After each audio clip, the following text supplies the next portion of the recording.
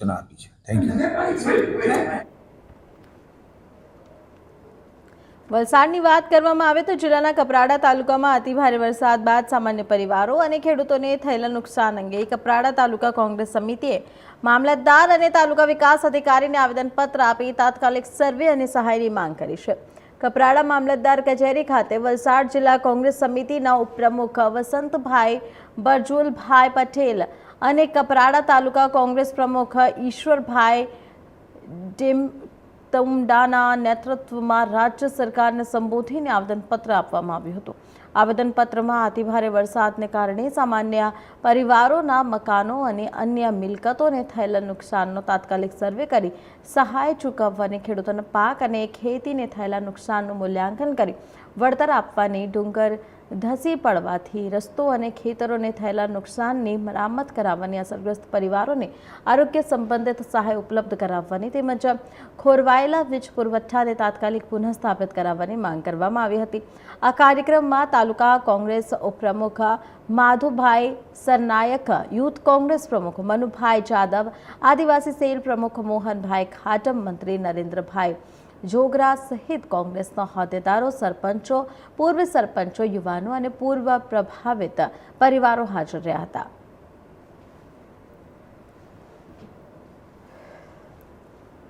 જે કપરાડા ખાતે અમારા તમામ આગેવાનો દ્વારા જે છેલ્લા દિવસની અંદર અતિ ભારે વરસાદના કારણે કપરાડાની અંદર થયેલ નુકસાન બાબતે આજે અમે મામલતદારશ્રીને જે આપણા ગુજરાતના મુખ્યમંત્રી શ્રી ઉદયસિંહને આવેદન આપવા માટે આવ્યા અને મામલતદારશ્રી અને તાલુકા વિકાસ અધિકારીની શ્રી પણ અમે બધા આગેવાનો મળીને આવેદન આપ્યું છે. અને એની અંદર ખાસ કરીને કે જે એમ કહેવાય ને કે કપરાડાની અંદર ઠેર ઠેર ઘણું બધું નુકસાન થયું છે.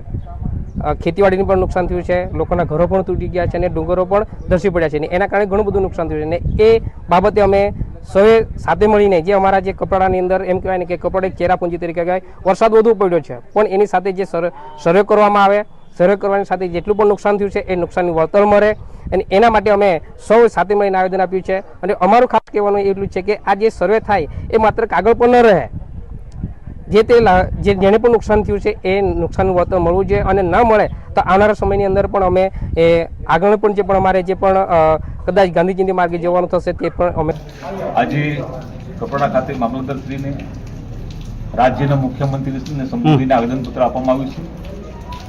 કપરાડા તાલુકા કોંગ્રેસ સમિતિ દ્વારા અતિ ભારે વરસાદથી સર્વે કરીને નુકસાની આખા વિસ્તારની અંદર મકાનો ધરાશયી, અનેક મકાનોને નુકસાન થયું છે, રસ્તાઓને નુકસાન થયું છે, પહાડો ધસી ગયા છે, અનેક ખેડૂતોને નુકસાન થયું છે. આ મુદ્દે આજે અમે આવેદનપત્ર માટે કપરાડા ખાતે પહોંચ્યા છે. અમે રાજ્ય સરકારને સંદેશો આપવા માંગીએ છીએ કે તાત્કાલિક ધોરણે સક્ષમ અધિકારી મારફતે સર્વે થાય અને સામાન્ય પરિવારને ન્યાય મળે એ જાતનો સર્વે થાય અને તાત્કાલિક ધોરણે સહાય મળે અને જે પીડિત પરિવારો છે એમને તાત્કાલિક યોગ્ય એના માટે વ્યવસ્થા થાય એ જાતનું રાજ્ય સરકારે આયોજન કરવું જોઈએ. અમારી દ્રષ્ટિએ આખા વિસ્તારમાં અમે જોયું છે કે રાજ્ય સરકાર દ્વારા ધીમી ગતિએ જે કામગીરી ચાલે છે એમાં અમને સંતોષ નથી, એમાં અમારા આદિવાસીઓને ન્યાય મળ્યો નથી. ત્યારે અમે એ વાત કરવા માંગીએ છીએ કે જ્યાં રસ્તાઓ બ્લોક થઈ ગયા છે, જ્યાં નાળા ધોવાઈ ગયા છે, મોટા મોટા બ્રિજને નુકસાન થયું છે, પણ એમાં થોડી ગંભીરતા લેવી જોઈએ કે જેથી એક સામાન્ય પરિવાર કે કોઈ પણ સામાન્ય વ્યક્તિ એને મુશ્કેલી ના સર્જાય. એક્ઝામ્પલ, વીજળીનો પ્રશ્ન હોય, ઘણા ઘરોમાં આજે લાઇટ નથી. બીજી વાતો કરીએ છીએ કે વિદ્યાર્થીઓને શાળામાં જવાની ઘણી મુશ્કેલી પડે છે. ત્યારે આવી પરિસ્થિતિમાં તાત્કાલિક યુદ્ધના ધોરણે અતિ ભારે વરસાદને લીધે કામ થવું જોઈએ એવી અમે રાજ્ય સરકારને વાત કરવા માંગીએ.